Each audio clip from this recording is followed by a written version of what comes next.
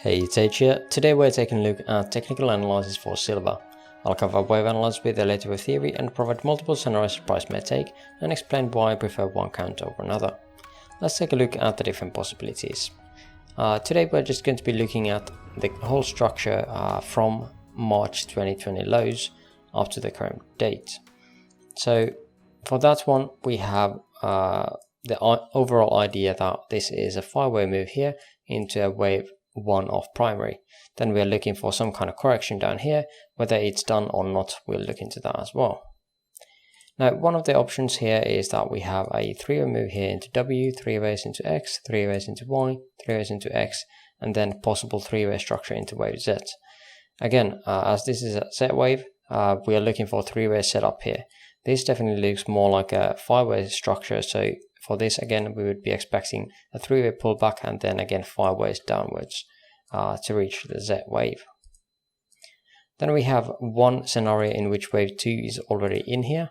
At that point again we would have A, B and C.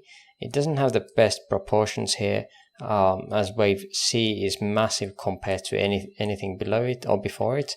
So that's why it's a bit questionable. Also, we have this as a ending diagonal, so all the structures should be patterns inside the zigzag family. So we could have this as a double zigzag somehow, like so, and then another zigzag here, expanding diagonal here, and this is 1, 2, 3, 4, 5. It is really close, this one here, but I think it is valid, right? Let's actually see that. Yeah, there's a gap there, so it is not below the origin of that wave structure, so that is fine as a wave 4.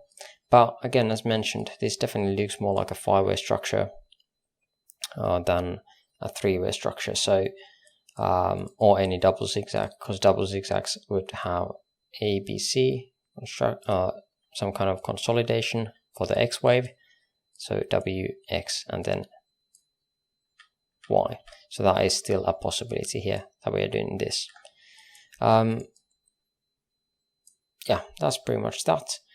That count, it is possible that it is in, and but to my liking, I would be looking at least one more low or do the same as we had thought for the WXYZ count, that we're looking for some kind of pullback and then again 5 ways downwards to create this A, B and C of a larger scale. And this would bring the wave 2 back here. Then a WXY count, which is a bit more simple. Again, here it is not that simple. Here we would have a WXY or an A, B and C with a contracting pattern here. Doesn't really matter overall as we're not looking into that too much, but again the W would be here. So W, X and then looking for wave Y. At this point again, same idea, 5 waves, looking for 3 ways back and then 5 ways down again.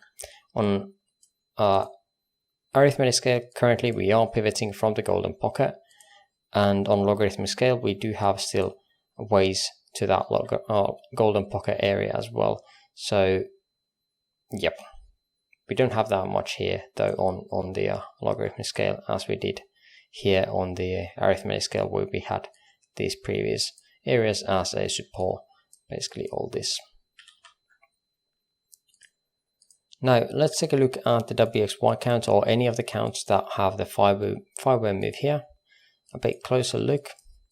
So again, we can fit pretty okay 5-way move here, 1, then 1 here, 3-way move here into wave 2, and then again 1, 2, 3, 4 and 5 into 3rd, A, B and C into 4th, and then again a 1, 2, 1, 2 extension here on the 5th wave, so 3, 4, 5 into 3rd, 4th and 5th. The last leg here would be a bit weird looking as it has a truncation. That's the only way I could fit a 5-way move here with an okay look. I don't really like the truncations at all, so but if we want to have 5-way move here, I feel like this is a must here at this point. After that point, we are getting quite a high amount of volume here. Where do I have volume here? Well, not too much actually. Okay, I'll take that back. We're getting a lot of movement in the price. So one scenario for this would be that we did have something down here that we bottomed, and at that point it could be the wave 5 or something, and then we would be looking for higher prices. In this, we're looking this as a 1-2, another 1-2, and 1-2. So a nested pattern of 1-2s. That's why it wasn't definitely easy to look into this.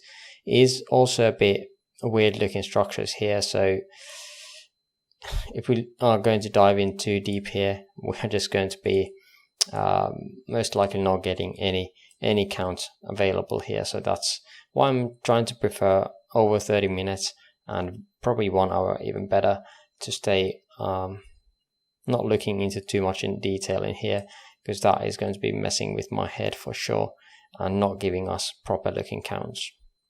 In this, however, again, this nested pattern would indicate that we're going to be having a very bullish move. After this wave 1 here as an expanding diagonal, we would have this as a third wave. Most likely we have a very high amount of RSI here at the very tip top, have been ranging there for quite some time. Again, now we came down back to this bullish area where we got a rejection and jumped up high again. At the moment, I'm thinking that this structure here could be a part of that wave 4. We have not retraced too much yet, only around the 23.6% of this third move. So again, that is basically the first target for this one. We have some kind of a bearish or bullish order block here at the 0.5 retracement. If we are going to be going below this, then I would be invalidating this idea again, or at least placing wave 5 up here. Again, overall higher time frame invalidation point would be if the price would get back here below the 18.95 area, again at which the wave 4 would get back into this area. But yeah, that's basically it. At the moment, we are looking for very much higher prices still. At least I am. Whether this is going to do something like this for the wave 4 and then 5. At that point, again, we would be only getting a 1, 2, 3 here. Then looking for that wave 4, pretty much to the previous wave 4 areas for this higher time frame, depending on how and where this is going to, whether it's going to do something like this or indeed this was the wave 4. At that point, we don't have the alteration. That's why I'm expecting some kind of 3-hour move here, as this definitely felt like more as a zigzag pattern coming down. Same here, we would be expecting some kind of a sideways movement, as we did have a 3-hour move here that looks more like a zigzag pattern. So yeah, that's the closer time frame expectations for silver at the moment.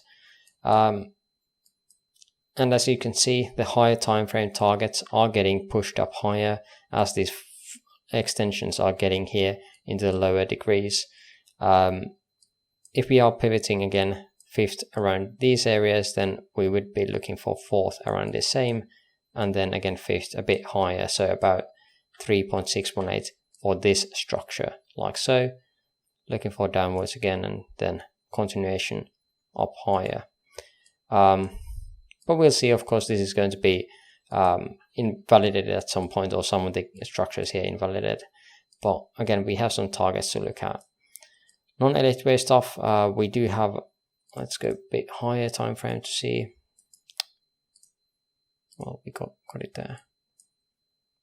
We have anchored VWAPs coming down from the very tip tops. We have volume profiles of this 5-wave range or 5-wave impulse structure coming down as well.